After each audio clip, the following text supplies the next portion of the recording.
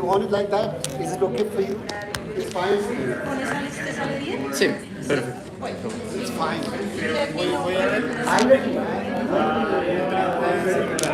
Creo que tengo. Sí, dale. Si quieres asistir, eso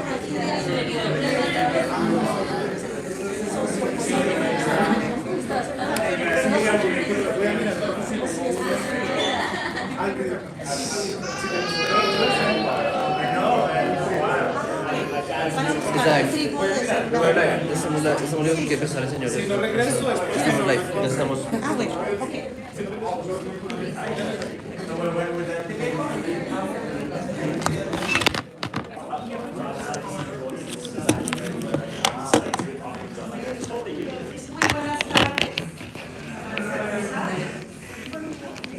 Ladies and gentlemen, good afternoon and welcome to the Department of Foreign Languages at Universidad Nacional. It is my great honor to introduce our distinguished guest, Professor Dr. Jitendra Nath Misra. Professor Misra is a highly accomplished individual with an impressive background in diplomacy, academia, and literature. He holds a Ph.D. from Jawaharlal University,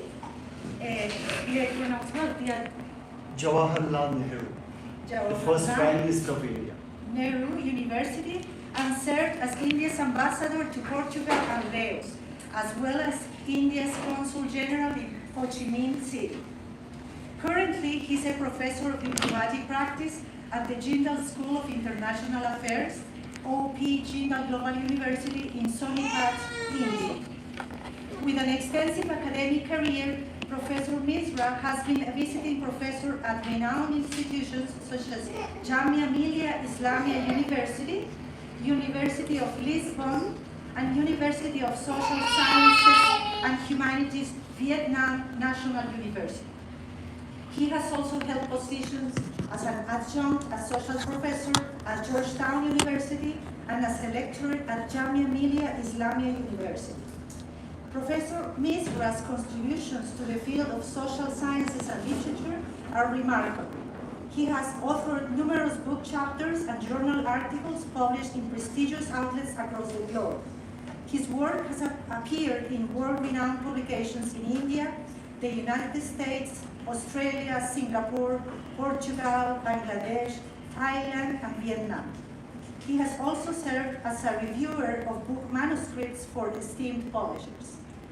Not limited to academia, Professor Misra has made significant contributions to public discourse as a widely recognized public intellectual. He has been a broadcaster and anchor on television and radio programs globally, providing his insights on various topics. His expertise has earned him interviews on notable platforms such as BBC World, BBC News, Swedish Radio, and Ashraf News, among others. In addition to his academic and media engagements, Professor Misra has been an influential figure in diplomatic circles. He has delivered lectures at foreign service training institutions, universities, think tanks, and schools across the world. Please join me. I want to make a parenthesis here to express our condolences for the events recently happening in India. We are very sorry and affected by those events. But please join me in welcoming Professor Dr. Jitendra Nath Misra, a distinguished scholar, diplomat, and public intellectual whose vast expertise and insights will undoubtedly enrich our understanding of the topics at hand. So let's give him a hand. Thank you very much.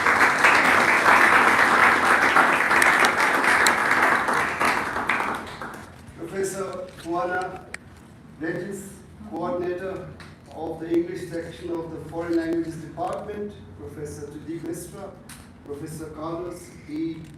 Acuna, professors and faculty members, students of the Foreign Languages Department and other departments, my family, Diana, Adi, Suman, and others. Thank you very much, Professor Juana, for this very warm and very generous introduction.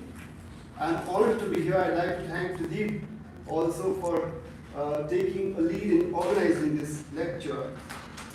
And I thank you all for patiently waiting for the last 20 minutes for this lecture to begin.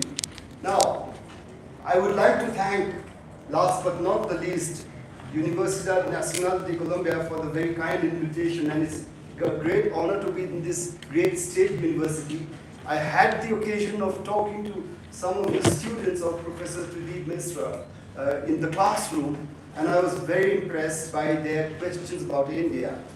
And I dare say your university, I think, from what I could see, is like the Jawaharlal Nehru University of India. I think state universities are among the best, if not the best, in any country, though I teach currently in a private university, which is also very good.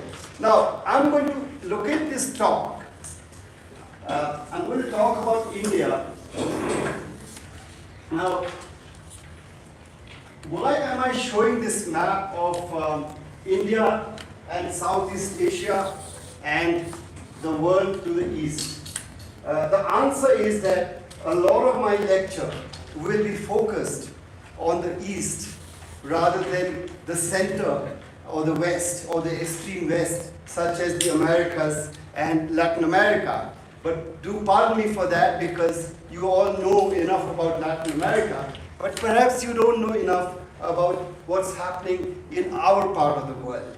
And our part of the world is perhaps the most vibrant, apart from Latin America, of course, and Colombia, of course, one of the most vibrant, dynamic, and fast-moving parts of the world. And we will talk about that. Now, what I'm going to do is, I'm going to locate this lecture in the framework of the most momentous development of the last 20 years in world politics, and that is the rise of China and the relative decline of most of the rest, and perhaps the steady rise of some of the rest, such as Brazil, such as India, and others. And the decline would be Russia, definitely. I will come to that. So we are going to discuss this in terms of the rise of China. It's very important to understand that. It has positive as well as negative consequences for the rest of the world. And I'm going to locate India's foreign policy as it is today. I'm not going to talk about history. I'm not even going to talk about the last 20 years. I'm going to talk about now, the moment, what's happening. Because the history we all know. I don't know how much you know about the history of Indian foreign relations, but I think it would be more useful to give you a sense of what's happening now, what I think is happening now. Now, the US unipolar moment that Francis Fukuyama so simplistically, I may say, and naively described as the victory of the West, the end of history. Well, history never ends. History evolves from one thing to the other. I think that was a very flawed construct and a very premature construct. The end of history, and the liberal democratic order has won the Cold War, so the whole world is going to gravitate towards that. What does China do to that? China uses that unipolar moment to bide its time. Deng Xiaoping says, let's hide and bide our time. Let's be quiet. Let's not announce ourselves to the world. Now that was 30 or 40 years ago. Today's China is different. Now China goes into the WTO, and theorists like Francis Fukuyama must have had a lot of influence on the United States government, because what happens is, the United States, Clinton for example, President Clinton for example, they assume that we can nudge and cajole China to join a Western-led so-called liberal and so-called democratic order. And China becomes part of ours. And this is the end of communism, and this is the end of history, as Francis Fukuyama said so prematurely. But that's not what happened. China uses that opportunity when the whole world when the liberal West is so triumphalist, in that triumphalist moment of unipolarism in the 1990s after the end of the Cold War, China uses that to gain power. China talks very nicely, very diplomatically to the rest, and talks about coexistence, friendship, peace, but actually China is intent on strengthening its capabilities across all spectrums. And in fact, the United States actually helps China join the World Trade Organization. And today they realize to their great detriment. And China uses that to get all the trade benefits. But where is the opening of China? What happens in China? Tiananmen Square, the killing of the students. So China does not embrace the so-called Western-led liberal democratic order. Very far from it. China is really strengthening itself and strengthening and espousing its own view of the world, which is an alternate view of the world, which has been now elaborated and brought out into the open by President Xi Jinping. And China has become the world's premier, prime, assertive power on this planet with global consequences. You know the rise of Germany before the First World War, what happened? That was the destabilizing thing that happened in world politics. And we had 2 world wars.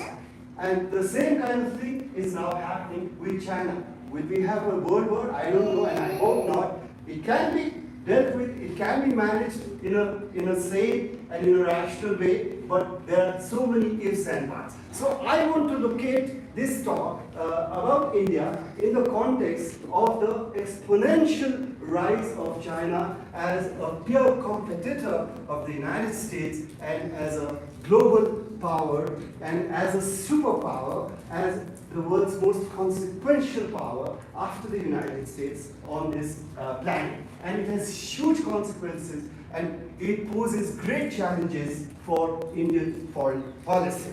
Now, what's happening to the rest? What happened to the liberal democratic order? Well, it is not very healthy, despite all the talk about the health of the liberal democratic order. Why? Because Europe's share of the world's GDP has declined and will decline further. And obviously the shift of power has taken place from west to east and to this part of the world. Basically, this part of the world, not even West Asia. You know, this much. Australia would be included in that, I think. I will also talk about the war in Ukraine. What does the war in Ukraine do? There is a brilliant point of view espoused by a professor whom I respect greatly, Professor Jamia Millia of the University of Chicago, who, like Henry Kissinger, says that the Americans fighting this war with Ukraine, on behalf of Ukraine, against the Russians, is not a good idea. Because you have crossed Russian red lines. The Russians have always been petrified about invasions from the West, whether it was Hitler or before him Napoleon. And therefore, NATO has been expanding eastwards, the EU has been expanding, now Finland has joined NATO and others. You have to, look, I'm not trying to justify what the Russians have done. They've done something very awful in Ukraine. You cannot try and conquer a country. You cannot violate state sovereignty in the international system. That is a violation of the UN Charter. Our Prime Minister said it. But we must understand, as scholars, dispassionately, what are the motivations? It is Russian fear.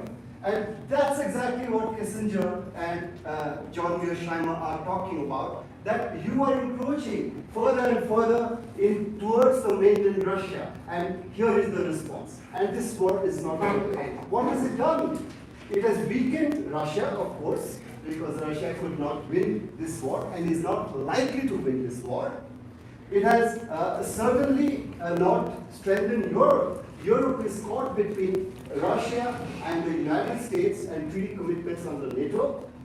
Some Europeans, like Germany, want to deal with Russia because of gas and oil violence. And the Americans now probably understand, and probably they are looking for some kind of exit strategy through an honorable negotiation. But Ukraine says Russia must first withdraw before negotiations begin. That's how it stands today. And Russia says, or the Russian point of view is that withdrawal can only be the end game. The negotiation has to start with things as they are. And we will negotiate something that everybody can live with, nobody will be happy with, but that's where it's at. But what has this war done to the rest? It has weakened Russia. It has weakened the United States. You have taken the eyes of the ball in this part of the world. You have taken the eyes of the ball as far as China is concerned, and China is smiling in the corner. The country that has been strengthened by the war in Ukraine is no other country except China. So I think US strategy has been rather short-sighted because of this emotional baggage of the Cold War and the former Soviet Union, not recognizing that the current Russian Federation is nothing compared with what the Soviet Union was. It's not even half the size of the Indian economy. Almost half the size of the Indian economy. Forget about the rest. Now let me give you some figures, facts and figures to illustrate this. Here it is. Now, the US is in slow decline, in any case. I go beyond Ukraine now to what's happening. And when we talk of hard power, we primarily talk of economic strength, right?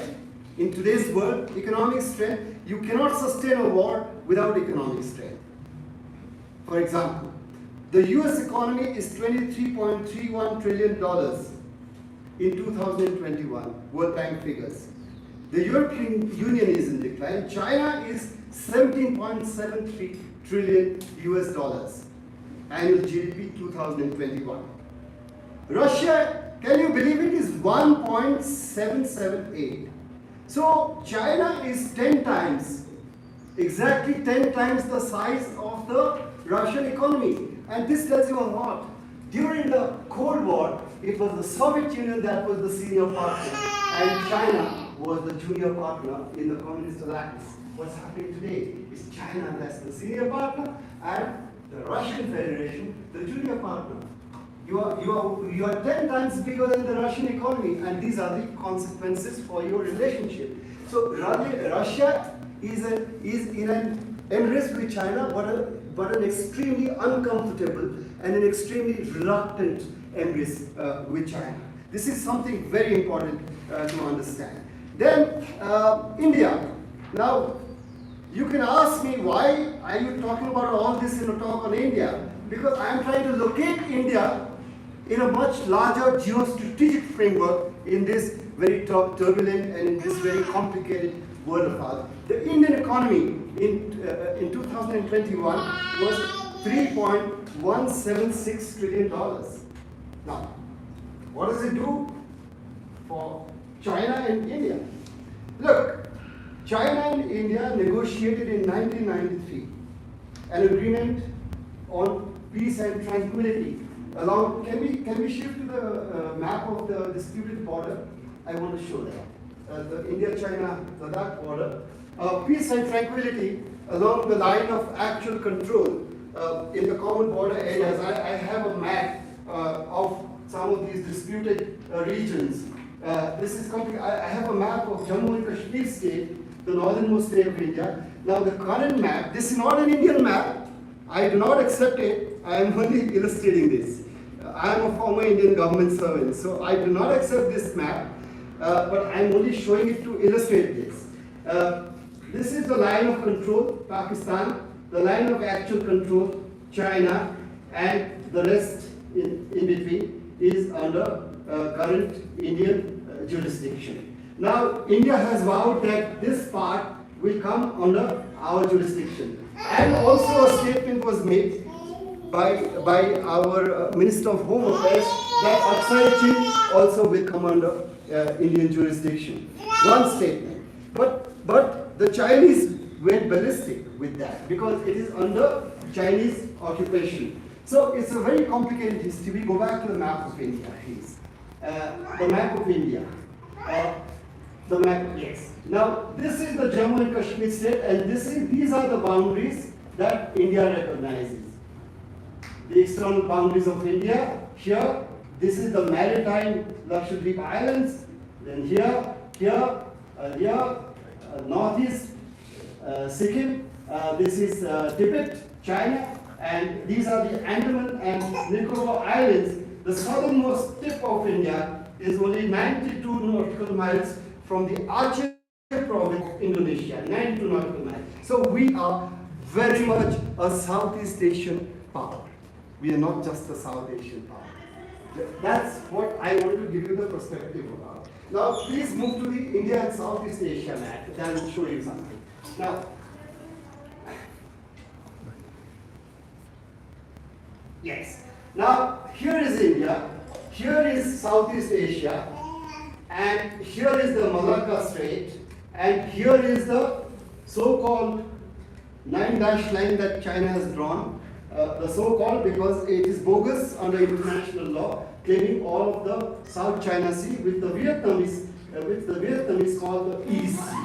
So this is another hotspot, and of course Taiwan Straits, and of course the islands, the Diaoyu-Senkaku Island disputes between Japan and China, and of course the Sakhalin Islands in the north between Japan and Russia. So some of the most, and of course the dispute between China and India over the undemarcated and the undelimited border. The border is not an agreed border, it's a disputed border. So we must recognize that. We have very differing perceptions of where the border is. And the Chinese indeed do not recognize the state of Arunachal Pradesh as Indian territory. They call it southern Tibet, for example. So what happens is, coming back to the geopolitics and geoeconomics. Now, up to 1988, when India and China had a kind of, they had a face-off in the eastern sector, the economies were equal, right? The GDP of India, annual GDP of India and China were equal. At the time of independence, India was more industrialized than China in 1949, when China was liberated. But after 1988, the Deng Xiaoping, the reforms, China races ahead of India. And today, the Indian economy is $3.17 billion, and the Chinese economy is $70 billion. That means at least 5.5 times the size of the Indian economy. And that's why China has become much more assertive as far as India is concerned, just as China has become much more assertive as far as the rest are concerned, including the United States. And that's why today, the other day, the Chinese defense minister and the US defense minister, General Austin was there, Lloyd Austin, and the Chinese defense minister was there at the Shangri-La Dialogue in Singapore. And the Americans made a request for a meeting, and the Chinese defense minister refused to meet the American defense minister. He just had a handshake. That's how assertive China has become. China does not see India as a rival. China sees only one country as a rival. Who's that? The United States. China thinks that India is in a much lower league, and China is right in many ways, because India is 5.5 times smaller in terms of the size of the economy. No questions now, sir. I'll take your questions at the end of the lecture. Okay? Please. Please keep your question ready. I'll answer it happily. So this is the framework in which I wanted to locate this talk. So I have already taken 20 minutes. I have about 20 minutes more. Yes. Yes. So I'll come to the second half of the lecture, which is more specifically about India. Now, what's happening? Some say that the Indian economy is going to be, on a sustainable basis, the fastest growing major economy in the world. For some years in the last 10 years, not all the last 10 years, but some of the last 10 years, India indeed was the fastest growing major economy. It has pipped China. It has slightly overtaken China in the rate of growth. 7.2% in the current financial year from April to March 2023, the Indian financial year, which is, I think, a bright spot in the world economy, because whatever India does today has a consequence for the rest of the world, because India is big. Now here's the story, going back to history. Is it the rise of India? No. The West thinks, oh, the Indians are rising, the Chinese are rising. What's happening to us Europeans? We are going down. But Europe is far ahead of India today because of the colonial rule, because of the loot of India, the British loot of India. So they are, at a very high base. India is here. Now India is rising, and they are going down. But the gap is still very big, right? This is physics. And simple physics. The gap is so wide, it's going to take a long time. So, why are we talking about the rise of India? I never talk about the rise of India. I talk about the restoration of India. Because in the first millennium, AD 81 to 81,000, India had 31% of the world's GDP. 31%. Almost 1/3 of the world's production was, for 1,000 years, was from India. And China was next, just below. And Europe was nothing. In the second millennium, right up to the Mughals, the Mughal Empire, the great Mughal Empire of India, 1526 to 1857 formally, but 1707 it becomes, 2 centuries. We still had 25 to 26% of the world's GDP. So I tell my European friends, British friends, they express, oh, you guys are rising, we are falling. I said, we are not rising, we are restoring. We just coming to the level where we always were. It is our destiny, it is our claim, and it is our right, because we are big. And we can't help it, we are big. It's like the Indian elephant. The elephant is moving very slowly, ponderously. So nobody can mess around with the elephant, because it's slow to move, but nobody messes around with the elephant, not even the tiger.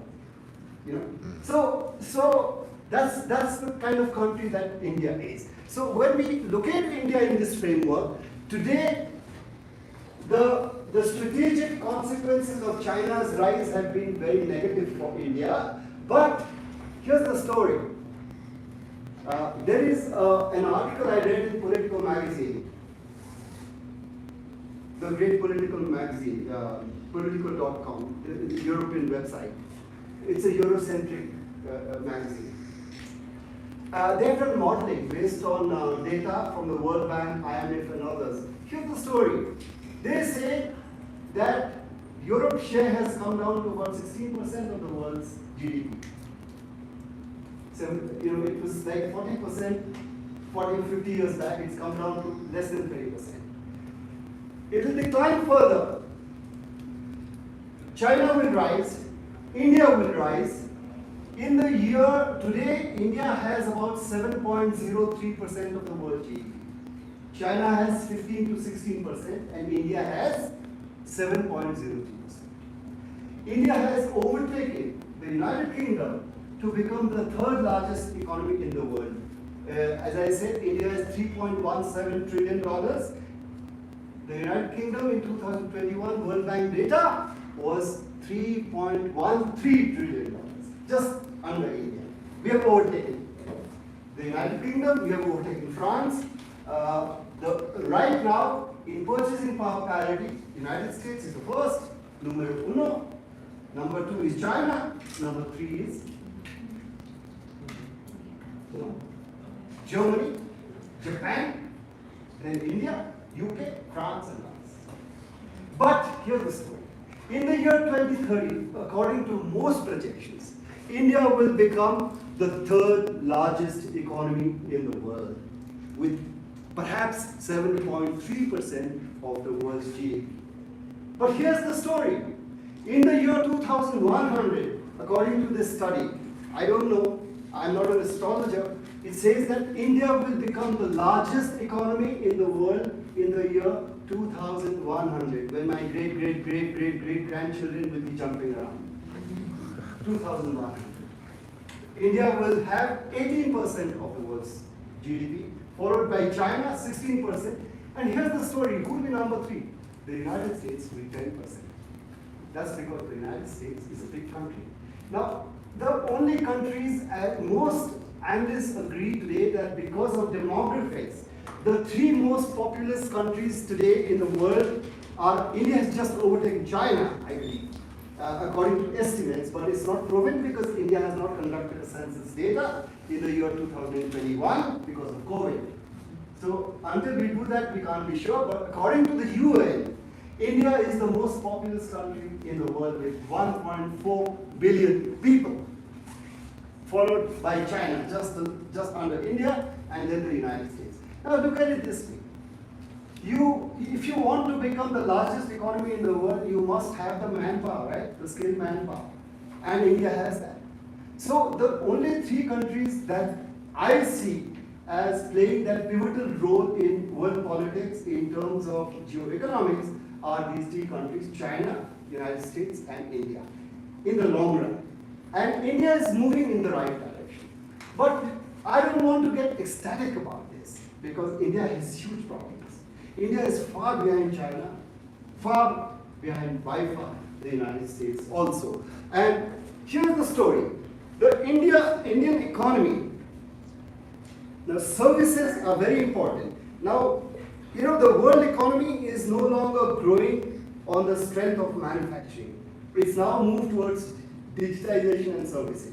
India is the pioneer in that, because India proved wrong most economists when the Indian economy was propelled forward not by manufacturing but by services.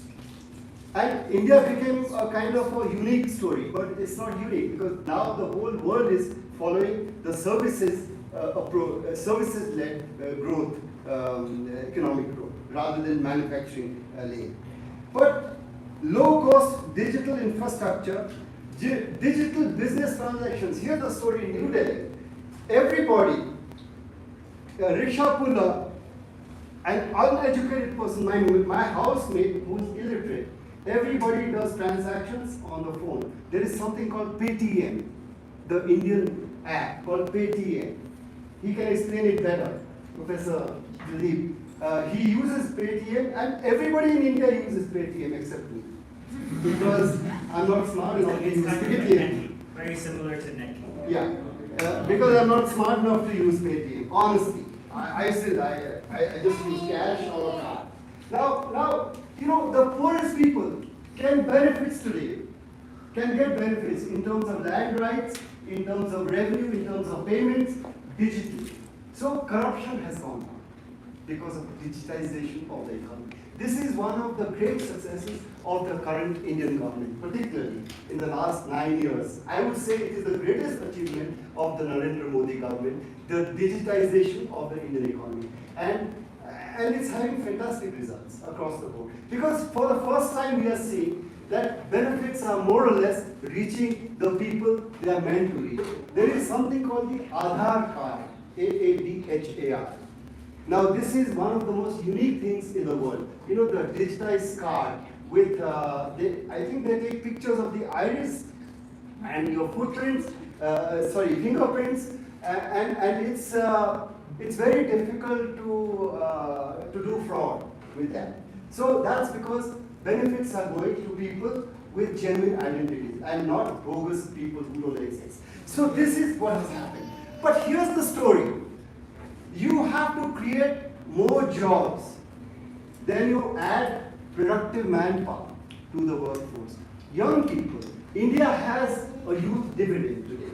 In fact, people say that the young people in India will propel the Indian economy forward. But it may not happen. It could be a dividend or it could be a disaster. Because if you don't create more jobs, then you add numbers to the workforce, then you are not adding anything. Your unemployment rates are remaining the same or even getting worse. And that's what's happening in India. We haven't been able to break through that barrier. We are creating a lot of jobs, but we have more young people than we have jobs. So we are not able to do that. Infrastructure is growing very fast, but we have a long way to go. So I would not say that India is a global power. I do not agree with this construct of India being a global power. Nearly 80% of India's population is younger than 50. Nearly 80%. Now, India has the largest number of young people in the world. But as I said, if the population is growing too fast, producing more youth than jobs, then it doesn't work for us. So we have to grow at 12, 13, 14, 15% to break out of this logjam. But here's the story. The population has stabilized, the growth has stabilized at about 2% in India today. And it will slowly go down from 2% to 1.5% in the next 30 or 40 years. So that's a bright spot for the future of India. So in such a framework, where does India stand in the world? Now, I'm not going to go into details because I'll take too long. I'll finish in 10 minutes more, and then we'll have the questions and answers. But as power shifts in a crowded field, India competes with others for status. And history suggests that India's aspirations will collide against the interests of the established powers. Now, no country, nobody, neither the United States, nor the Russian Federation, China, France, Britain, wants India to become a permanent member of the UN Security Council, let alone having membership with veto powers. Why?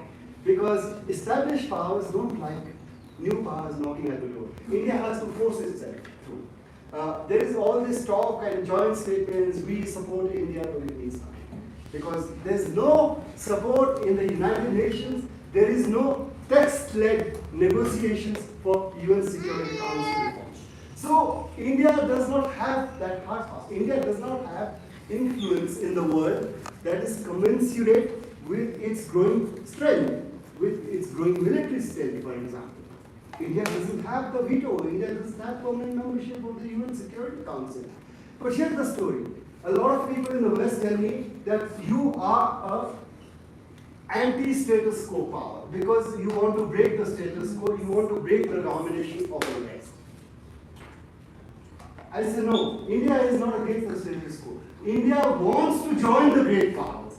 It doesn't want a breakup of the liberal democratic order. India is very much a part of the liberal democratic order with some caveats on human rights and other things, which we feel the West weaponizes to put pressure on countries like India and China. Human rights. Human rights is never really about human rights. It's about power.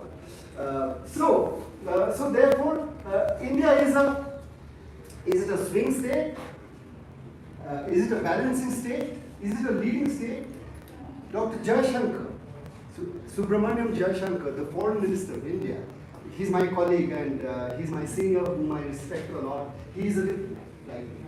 Dr. Jaishankar wrote a book called The India Way, where he's talking about shift from balancing to a leading role for India in global politics. He's talking about that. But is India playing a leading role? India plays a pivotal role, but a leading role, I'm not so sure. Because the structure of power is so skewed up in favor of the P5 in the Security Council. The US, Russia, China, France, and Britain. So India punches below its weight in that way. So it's not a leading power yet. And on human development indicators, it's also a fact that even our neighbor Bangladesh has better indicators for the empowerment of women, women's rights, infant mortality, and things like that. Pakistan is tanking, is going under. Pakistan's per capita GDP is $1,500. India's per capita GDP is $2,200 plus dollars. Here's the story. Vietnam, which was below India, is now $3,750 per capita GDP. It's leaped ahead of India. So these things have strategic consequences. So unless India gets richer and faster, India cannot become a superpower or a global power, in my opinion. But India is a very consequential power. India is certainly a swing power, and in some ways, India is also a leading power. For example, on the space. How many of you know that India sent on its rocket a satellite from your country into space several years ago? Did any of you know that? None of them. A Colombian satellite was sent into space by an Indian rocket. India has that kind of capability. We sent British satellites, German satellites, other satellites from so many countries. And we also send payloads from the United States. We do joint research.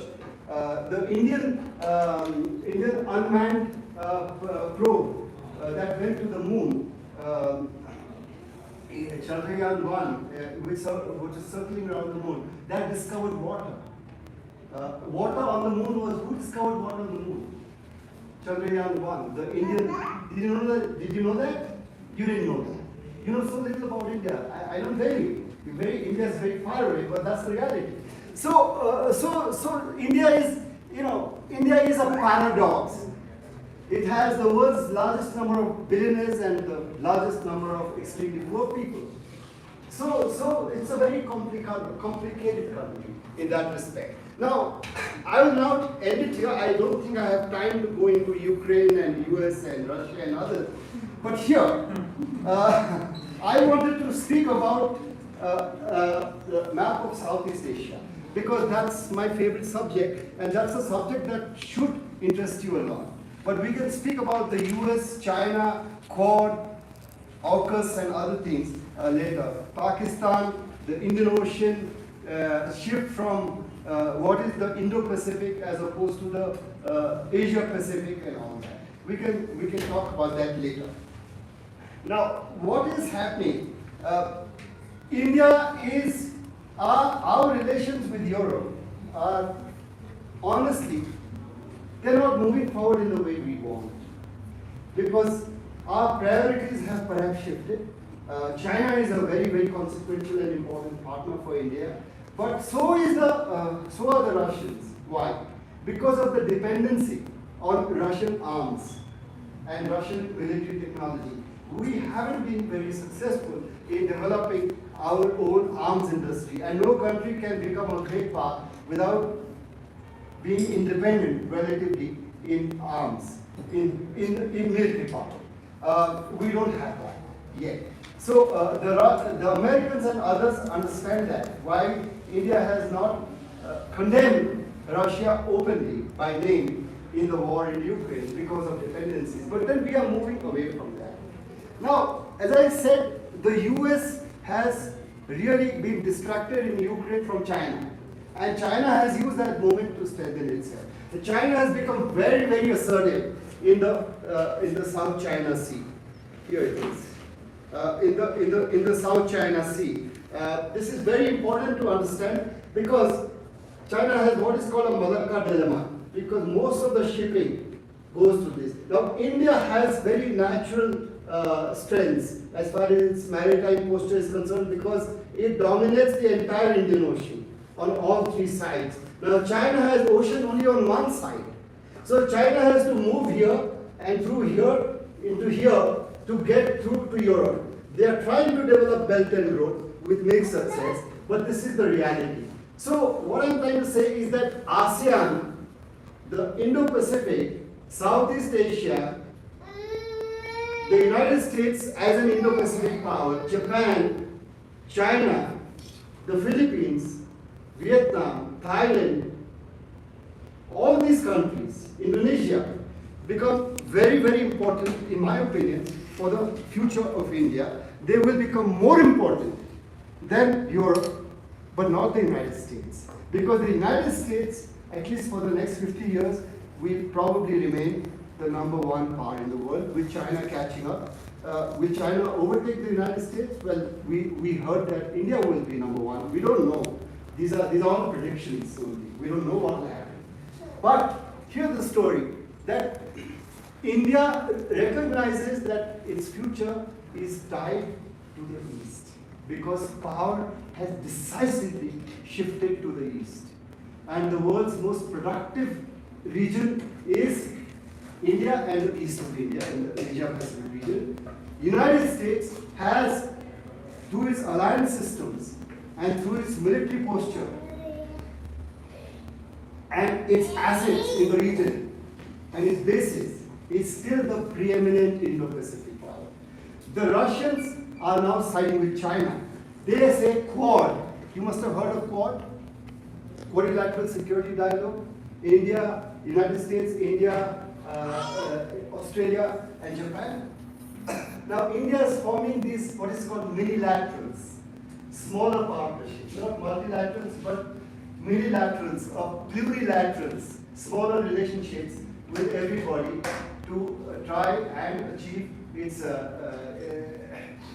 take care of its own interests, to maximize its own space for maneuver and to achieve its goals. Now, this is the diplomatic posture that India is adopting.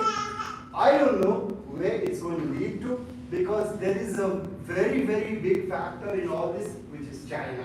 And I have tried to explain that whether it is the decline of Europe, the decline of the US, and the clash between China and India that's taking place today. There is an actual, well, there have been firefights, and there have been clashes with the clubs and stones, and there have been killings in the border in 2020.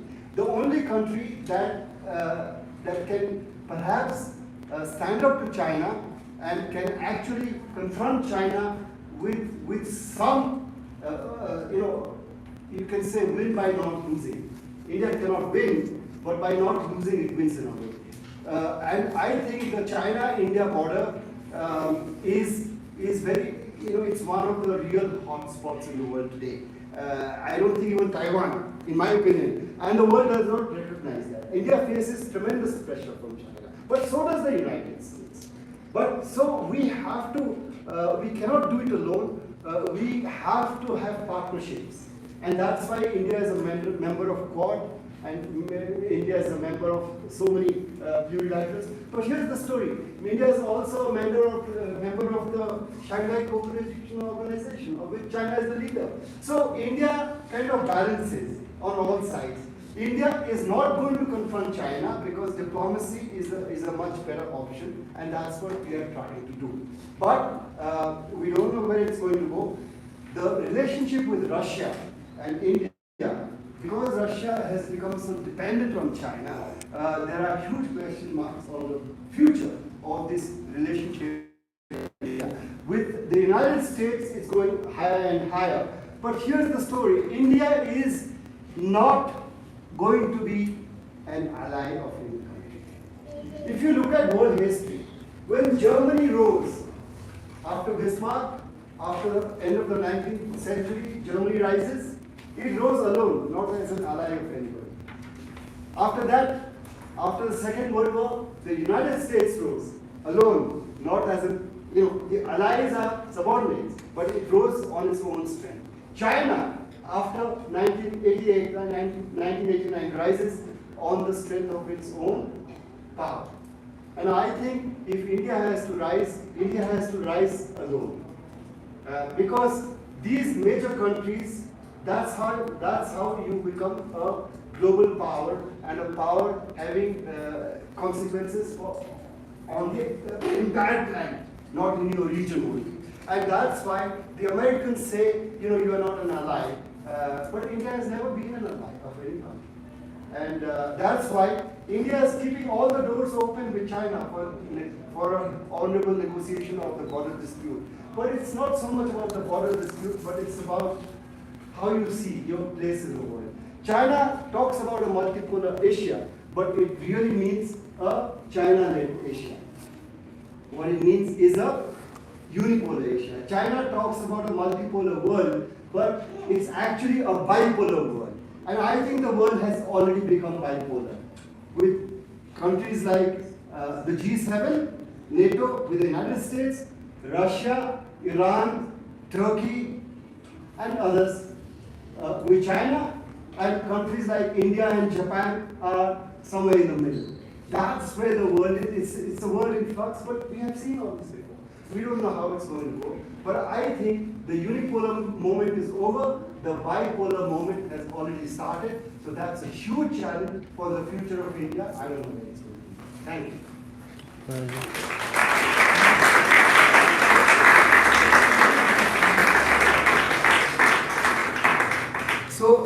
I think we can take, I've done 40 minutes, it's okay? Or Yes, too long? it's okay. It's okay. But I could not speak in detail about these things because of the lack of Yes. time, but I can do it in Until question. time. Yes. So question now, if you want to ask a question, just raise your hand. There was a question somewhere, someone had raised a hand there. The guy left. He's not here anymore. Oh, he's there. I think he was very upset. Oh, really? Must be. I'm assuming that. Yes. Okay. I want to make one question, Yes. if I can. You talked about how India overtook with services and led the way for the rest of the world for this kind of venue. Where do you see the next kind of place where economy will thrive in the modern, maybe in the next century, where is shifting, the economy is shifting from product to service to maybe what is the next frontier? AI. AI? Very scary. Very scary. Very scary. I don't understand the details, but what I read about AI is very scary. Okay.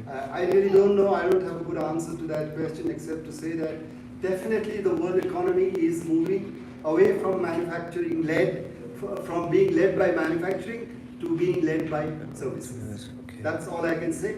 But I don't know what happened in the next century. I'm not an astrologer. Maybe someone else can answer that.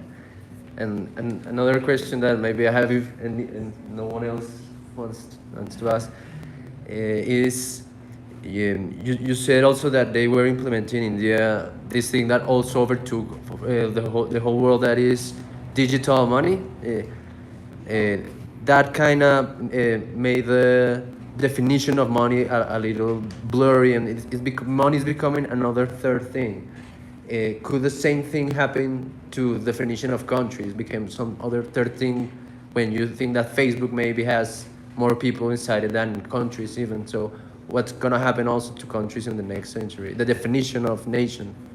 The definition of the nation state, as I see it, despite all the digitization, despite all the technology, despite the mass media, despite Facebook and WhatsApp and all these things, I think that we are still in a Westphalian world of nation states.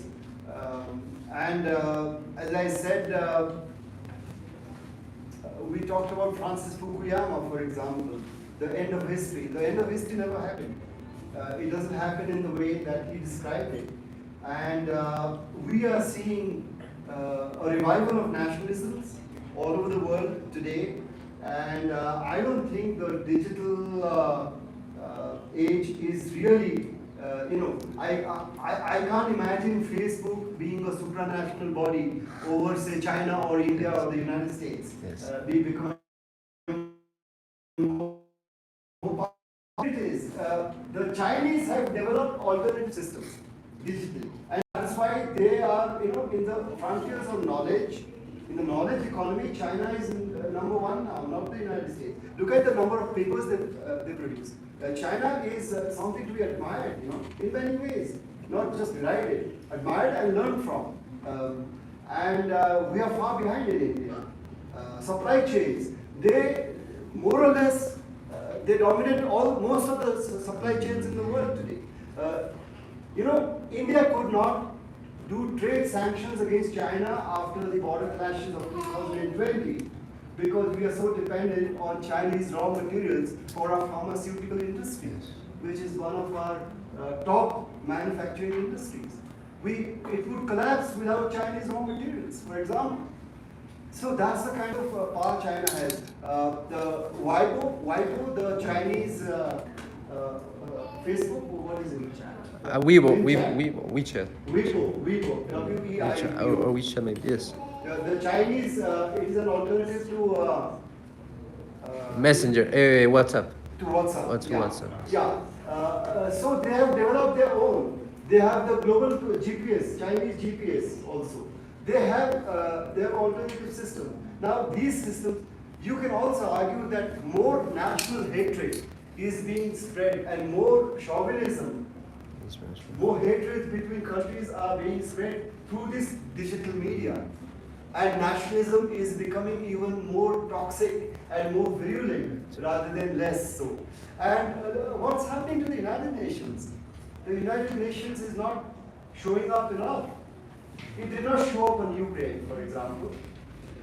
No, because there is a geopolitical game of power being played between the United States on one side and Russia and to some extent China on the other side.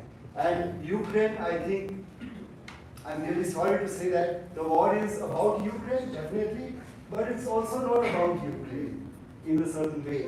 It's about much larger games being played, as I described it now. So I don't think the nation state is going to wither away at all. I think yes, sir. Yes, after that, ma'am. No, Oh, ma'am, first. If you don't mind expanding a little more about the Prime Minister, I think his figure, his profile, we would like to know more. Our Prime Minister? Yes.